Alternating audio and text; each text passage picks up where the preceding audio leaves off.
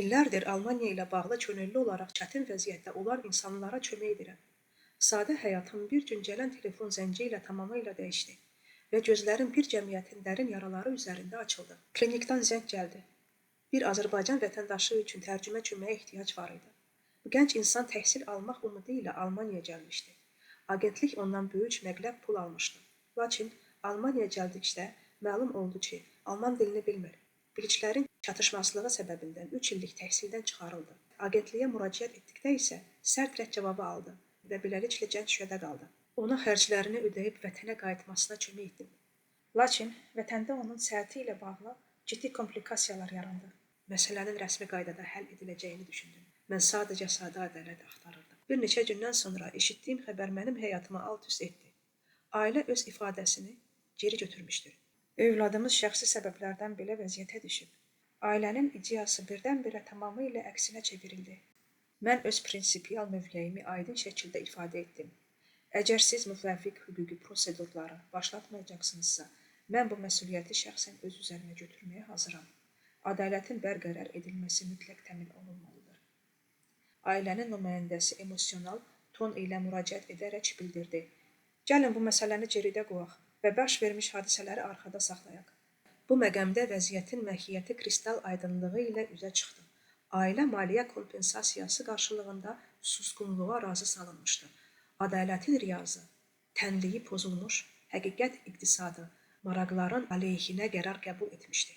Zərər çəkmiş şəxslə son telefon söhbətimizdə o məndən xalqı bu cür fırıldaqçı agentliklər barədə xəbərdar etməmi və insanları düzgün yola yönləndirməmi xahiş etdi. Həmin şəxsin son taleyinə gəlincə, məxfilik prinsipi səbəbindən bunu açıqlaya bilmirəm.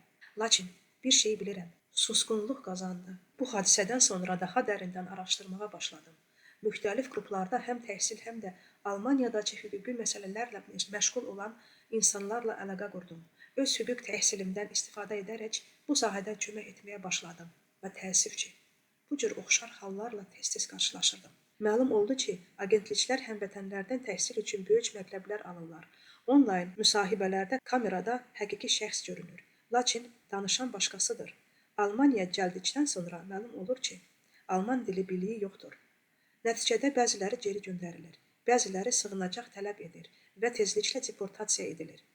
Hər yeni halda eyni sxemi fırıldaqçılıq üzərində qurulub və bu sistem yalnız ona görə işləyir ki, insanlar susur, qorxudan, ehtiyacdan, ümidsizlikdən susurlar. Mən özümə sual verdim. Bu sadəcə bir neçə agentliyin problemidir, yoxsa daha böyük bir şeyin əlamətidir? Araşdırmalarım zamanı ölkənin vəziyyətini daha yaxından öyrənməyə başladım və onda kritik reallığa üz-üzə gəldim. Bu agentlik fırıldaqçıların təsadüfü deyil. Onlar daha böyük bir sistemin kiçik bir hissəsidir. Həqiqətin satıldığı, susqunluğun müvəqqətləndirdiyi, ədalətin isə yüksək təklifi, verənə getdiyi bir sistemdir. İnternet məkanında araşdırma apardıqca gördüm ki, cəmiyyət real problemlərini görmədən süni gözəllik və şöhrət kultura yönəlib. İnsanlar həqiqətdən qaçaraq saxta dünya yaşamağı seçirlər. Virtual aləmində hamı xoşbəxtdir. Real həyatda isə hamı susur. Ən təhlükəli müşahidə budur. İnsanlar fikrini açıq deməkdən qorxur. Hakimiyyət qorxusu onları susturur. Onlar ölkələrində həqiqət yaşamır.